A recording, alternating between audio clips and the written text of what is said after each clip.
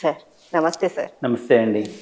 Sir అంటే ఇంట్లో అభివృద్ధి కోసం లేదంటే మంచి మంచి పనులు జరగడం కోసం చిన్న చిన్న సలహాలతో పరిష్కారాలతో మీరు చక్కటి అంటే ఉపాయాలు చెప్తున్నారు. అంటే ఇంట్లో దొరికే వస్తువులతోటే చాలా తేలికపాటి రెమెడీ అని చెప్పచ్చు దాన్ని. అయితే ఇప్పుడు మనకి ఇల్లు బాగుండాలి అంటే మన ఇంట్లో పిల్లలు చాలా ముఖ్యం అది. ఎందుకంటే వాళ్ళు చదువులో వెనుకపడటం లేదంటే కొంచెం మందకొడిగా ఉండడం ఇలాంటివన్నీ జరుగుతుంటాయి. అసలు అవి ఎలా జరుగుతాయి అంటారు? ఎందుకు జరుగుతాయి? దానికి ఏంటి మనం చేయాల్సిన పరిష్కారం? నమస్తే అండి. ముందుగా 6 టీవీ ప్రేక్షకులందరికీ నమస్కారం. గురు బ్రహ్మ గురు విష్ణు గురుదేవో మహేశ్వర గురు సాక్షాత్ పరబ్రహ్మ తస్మై శ్రీ గురవే నమః. సాధారణంగా ఇల్లే కదా స్వర్గసీమ అనుకుంటూ ఉంటాం. ఇల్లు అంటే భార్య భర్త పిల్లలు ఉంటూ ఉంటారు. ఉంటూ ఉన్నప్పుడు ఆ ఇంట్లో చక్కటి వాతావరణం, సుహృద్భావమైన వాతావరణం, ప్రశాంతమైన వాతావరణం ఉంది అంటే ఇంట్లో ఒక రకమైన ప్రోగ్రెస్ కనపడుతూ ఉంటుంది. మనుషుల్లో ప్రశాంతంగా ఉంటారు, పిల్లలు బాగుంటారు, ఇంట్లో పెద్దవాళ్ళు చక్కగా వెళ్ళి అంటే ఈ కార్యక్రమంలో మనం శాస్త్రంలోకి లోతుల్లోకి వెళ్ళిపోయి ఏదో శ్లోకాలు చెప్పేసి ఏవో పూజలు చెప్పేసి అది కాదు.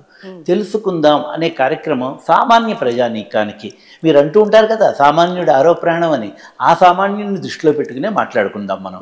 అంటే అన్ని కులాల వాళ్ళు, అన్ని స్థాయిల వాళ్ళు వాళ్ళ ఇళ్లలో వాళ్ళు చేసుకోవడానికి వీలుగా ఉండే సింపుల్ రెమెడీస్.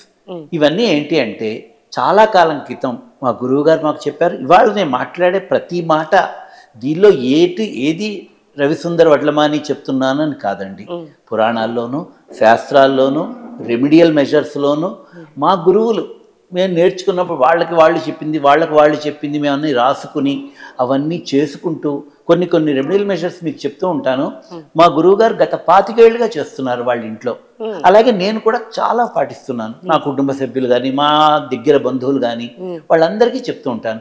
ఇంత చక్కటి రెమిడియల్ మెజర్స్ చేసుకోవడం ద్వారా ముఖ్యంగా మీకు గతంలో మనం మాట్లాడుకున్నట్టు ఏదైనా ఒక సమస్య వచ్చింది అంటే బయటికి వెళ్ళి ఎవరినైనా అడగాలి అంటే ప్రస్తుత సమాజంలో వాళ్ళు ఏం చెప్తారో, ఎంత ఖర్చు అవుతుందో, ఎంత టైం పడుతుందో, మనం చేసుకోగలమో లేదో, మనకు చేతనవుతుందో రాదో, ఇంకోళ్ళని పెట్టి చేయించాలేమో, అలాగే డిఫరెంట్ కమ్యూనిటీస్ వాళ్ళు మేము ఎలిజిబులా కాదా అలాంటి మనసులో సమస్యను బట్టి ఒక్కొక్కళ్ళ మీద ఆధారపడి ఉంటుంది కదా.